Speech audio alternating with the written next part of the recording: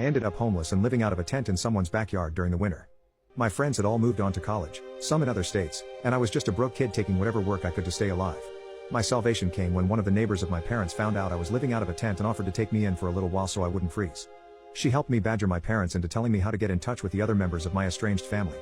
My parents did not want to tell us at all. My guess is it was out of fear of being judged for throwing their son out the way they did. Eventually, they coughed up the info and gave me a list of contact details. Then they told me not to bother them ever again. Thankfully, I was able to call my grandparents from my father's side of the family. They were very surprised and happy to hear from me because they hadn't seen me since I was an infant. After learning about my situation, my grandparents flew me over to live with them as soon as they could. They basically adopted me.